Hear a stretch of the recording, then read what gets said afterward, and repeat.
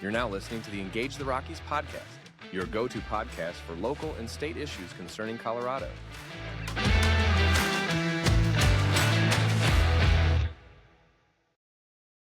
Hello, Rockies. This is Sarah Jane Maroney, your host of Engage the Rockies, your go-to podcast concerning local and state issues in Colorado. Today, we are going to be speaking to Steve Schleiker, who is the El Paso County Clerk and Recorder. He took office in January of 2023. Previously, he served 2 terms as El Paso County Assessor and worked in the Assessor's Office since 1999. During his tenure as our assessor, he was recipient of the 2017 Downtown Civil Servant Star Award and was also named the 2019 Assessor of the Year for the state of Colorado.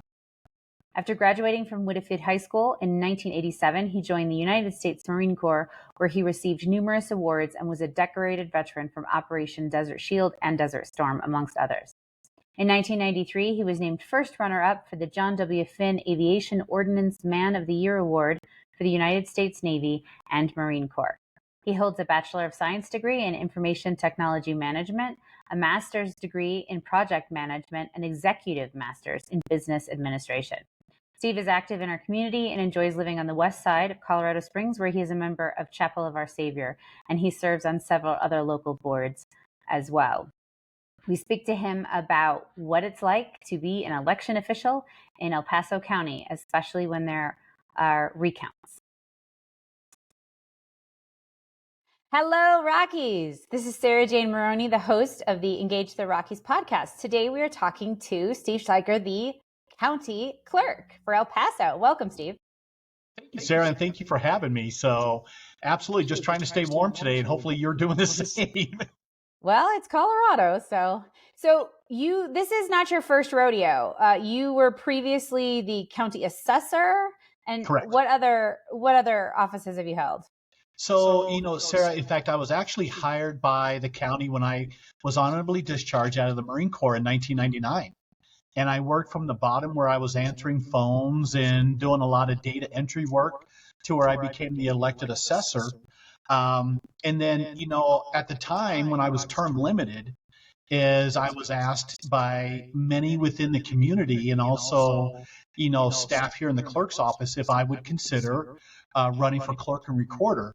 And it really took a lot of thought, a lot of, hard work, because my primary was pretty dang, it was a tough battle.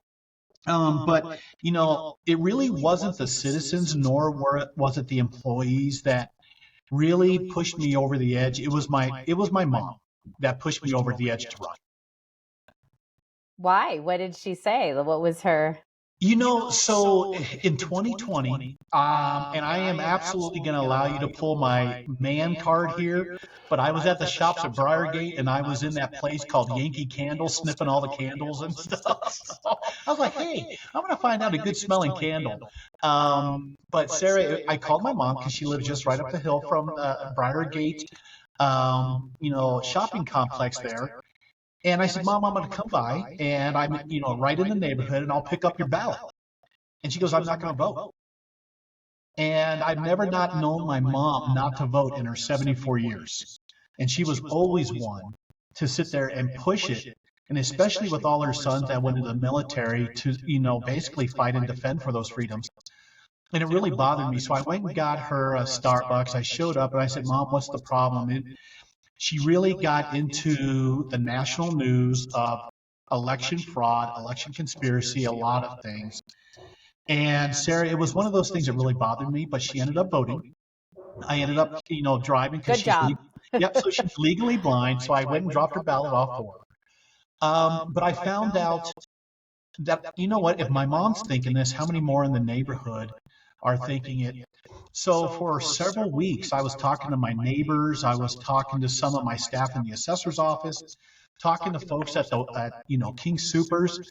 And Sarah, not knowing party affiliation of many of these individuals, I asked them what their thoughts were of our election system here in Colorado. And about 85% was very negative. And I'm going, we have got a major messaging problem, here in El Paso County, probably the state of Colorado. So that is what really pushed me over the edge to go, you know what? I feel I've got great rapport with the citizens and also with many of the local organizations here to change that and build the confidence back up in our voting system here in the state of Colorado. Awesome. Well, thank you very much for your service, Thank you. both militarily and here in El Paso. So I guess the question would be, how do you do that? You were county assessor twice, right? You had 2 terms. Is a term limited to 2? Is that correct? Absolutely. Okay. And then, but campaigning, that costs lots of money. That's lots of door knocking. How does that work? It's probably one of the worst things that I'm good at, and I'm not good at it. Sarah, I absolutely hate asking folks to help me out or to fund my campaign. It's a very difficult thing for me, and it's very awkward. But I was blessed with an amazing campaign manager that helped me out. A lot of organizations stepped up, and it really humbled me because my campaign cost me nearly $100,000 to run for clerk and recorder, and I never ever thought that it would cost that much. And so my campaign manager hit the nail on the head. She goes, Steve, it's going to cost this much to, do this.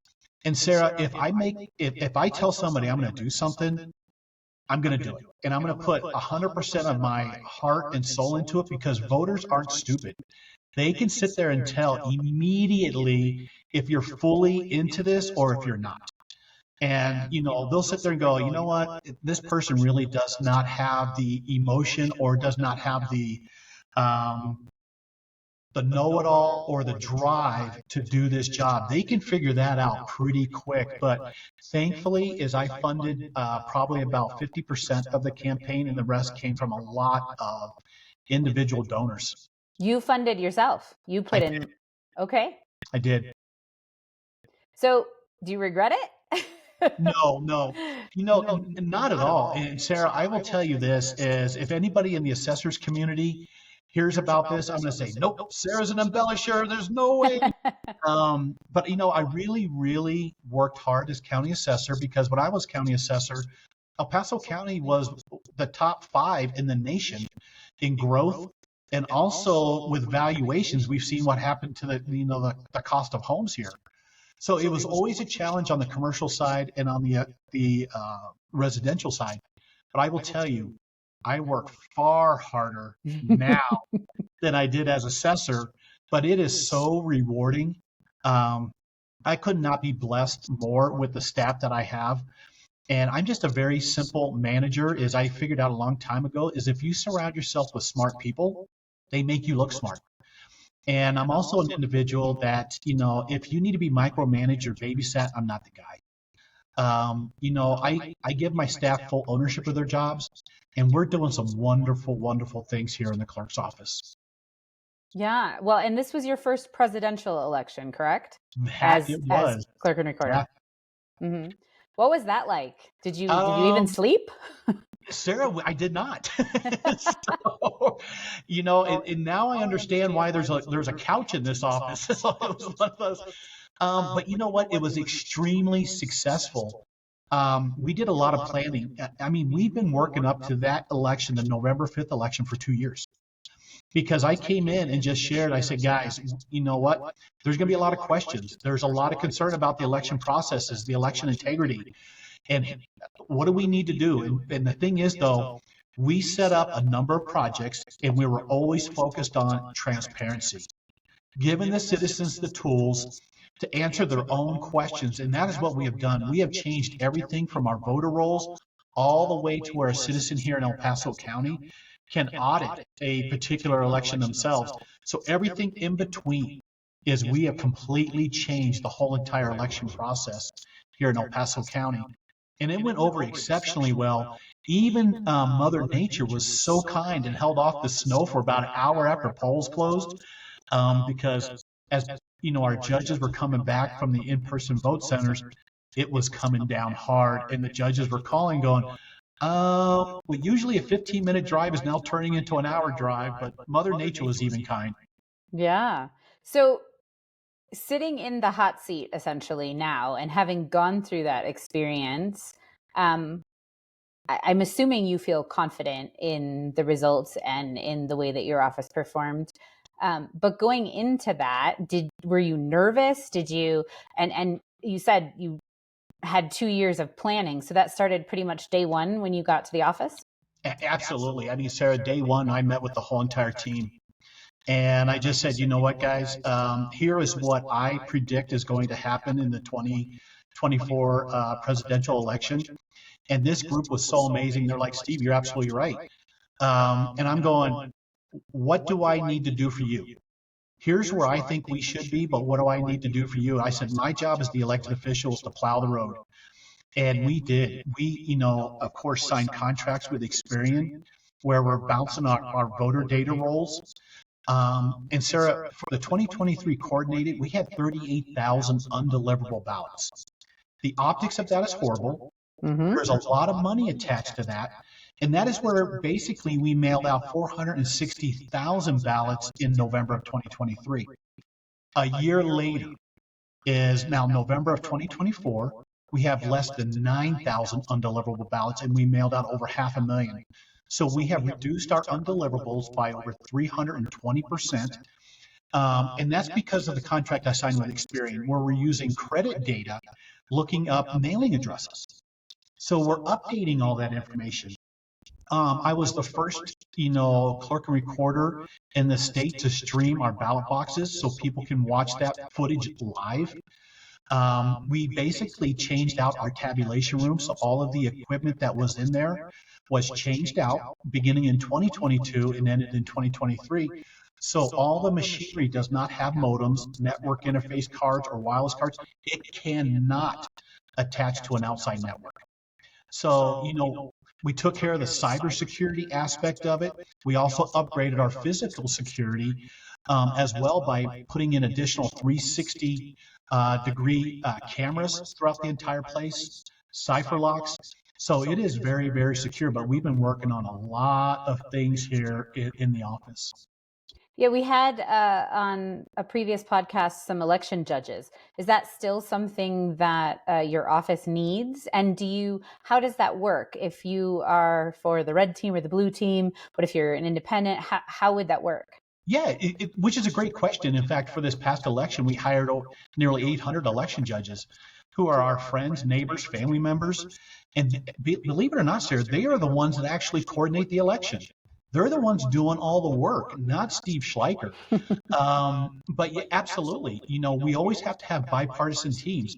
So when you look at the pre-processing and signature verification and tabulation, everything that goes into it, you will always see a Democrat and a Republican and unaffiliated teamed up together. Everything is all about being teamed up. To include the recount that we just went through, it was our bipartisan teams that sat down there and did the recount and also the adjudication of everything. So it's not a full-time election staff member. It's not Steve Schleiker. It's representatives of the Republican Party, the Democrat Party, unaffiliated, and there's times we actually have student judges and also our minority parties. Wow, I was going to ask about that. So we did have it was House District 16. It was. And there was an incumbent running against Rebecca Kelty who has won. But the vote difference, I mean, I read places it was 3 votes or if it was 20 votes. How does that happen? And I also read that there was an automatic recount triggered. Explain that to us, please. So the automatic recount triggered is if the difference between the highest vote getter and the lowest vote getter is within 0.5%.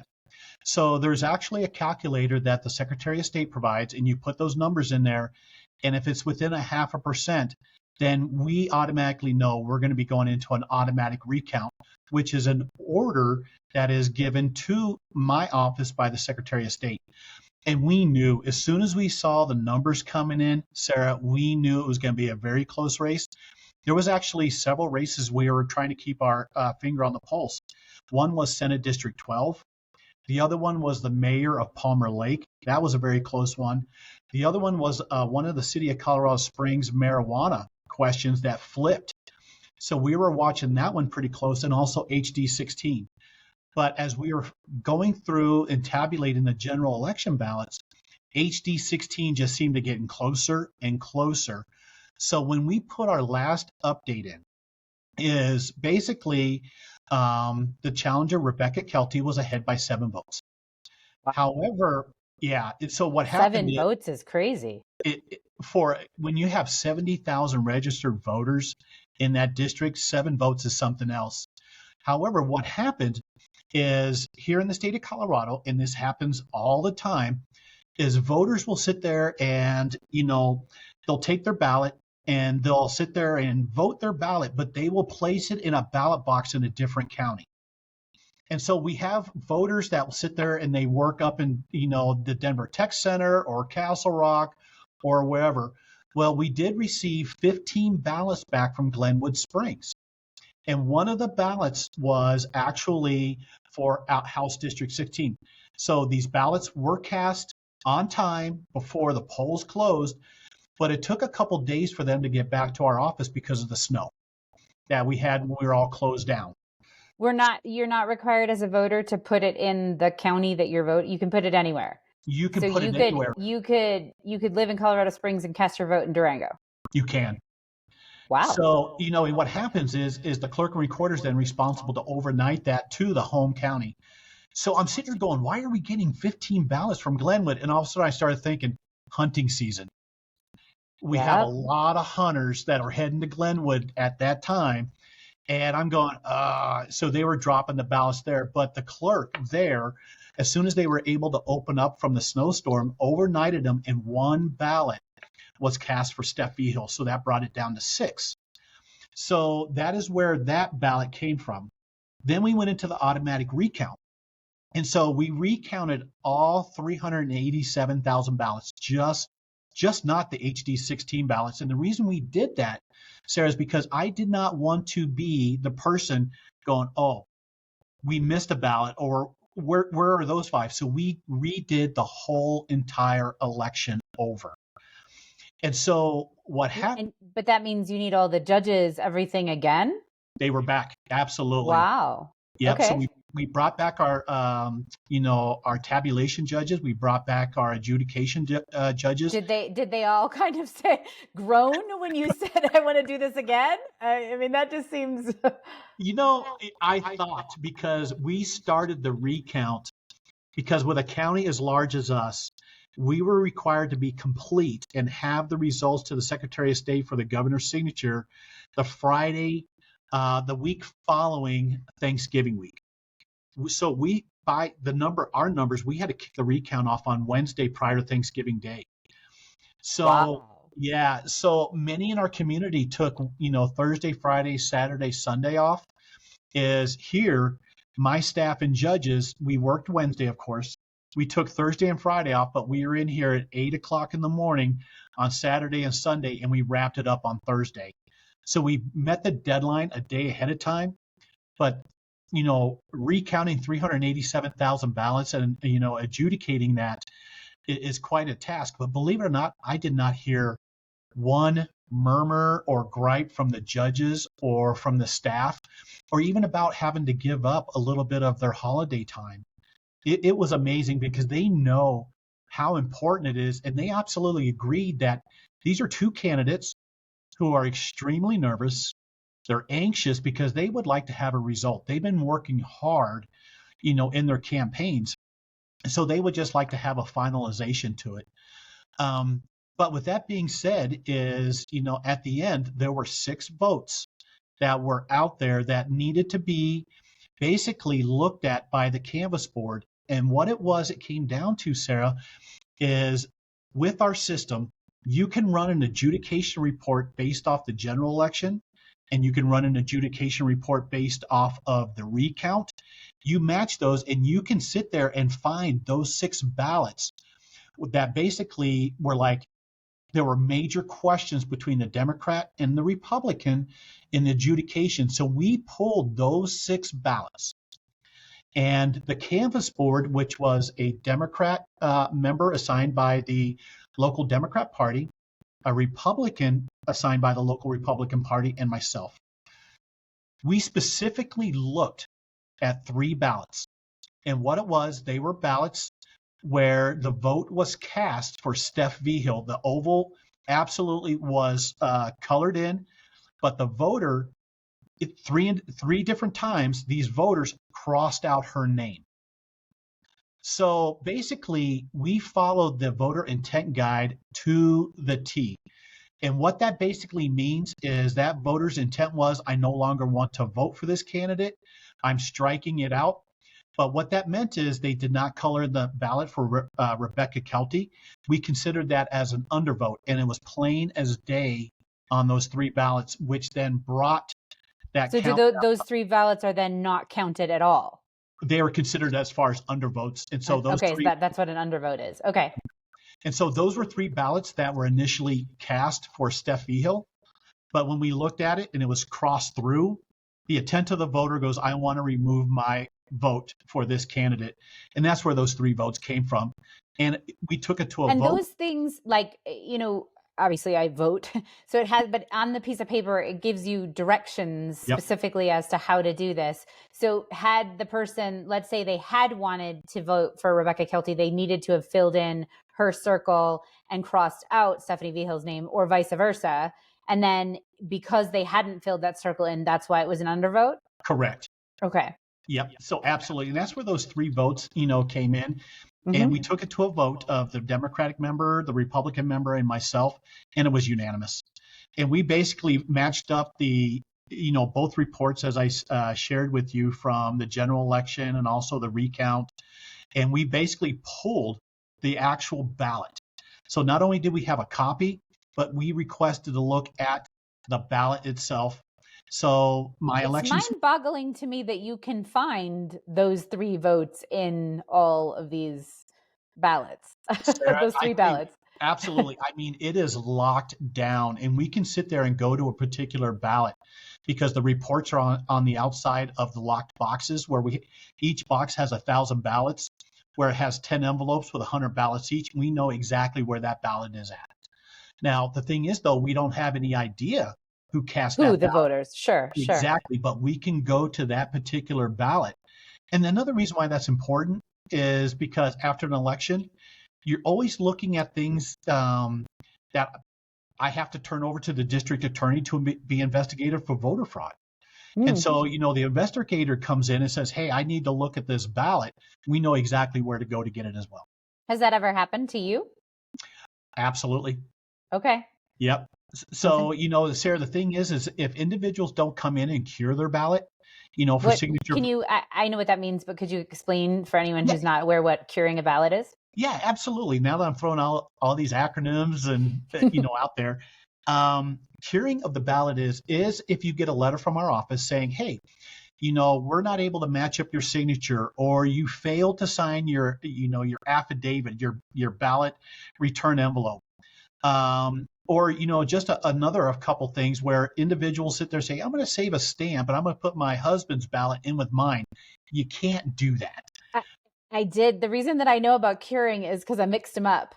Did you really? Yeah. And then your office, this was a couple of years back, but contacted me and I was like, what, because I know he signed the envelope. I watched him sign it, but I accidentally had them in the wrong places and put each in the opposite envelope. And so had to go cure.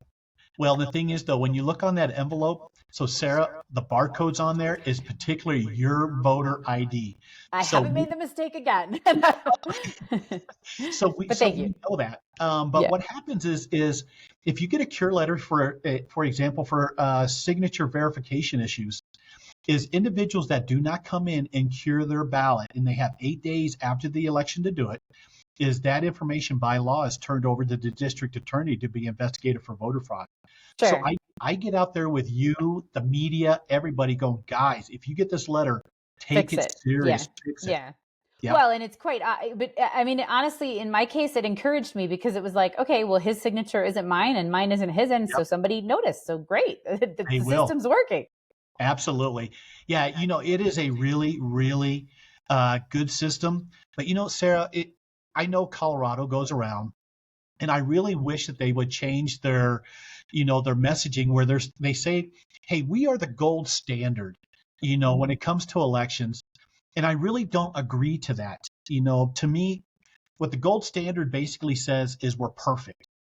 there's no room for improvement, which to me, there's always room for improvement, and perfection is elusive. And you learn something new from each and every election to get better at. And we did with the general election. We learned a lot of things. We're like, oh man, next time let's do this or let's do this. But to me, I wish they would just change up their, that saying. Sure. It just comes across to a lot of the citizens of going, well, you're saying you're perfect. However, you're saying there's no room for improvement, and there's definitely room for improvement because we learn something new each and every time. However, you feel, having sat in the hot seat, that you're good and you've got those few things to improve on, but at the end of the day, you're there. Absolutely. Sarah, I will tell you, it is very, very secure. Some of the things that I did here is I was a strong proponent when I was running for clerk to utilize some of our local assets. And I teamed up with Northcom. And Northcom cyber, the cyber team there on the federal side. But these are also individuals who are providing me input on the dark web of what's going on. Is anything out there being said? Do I need to be concerned about things? And I also had CISA on the federal side.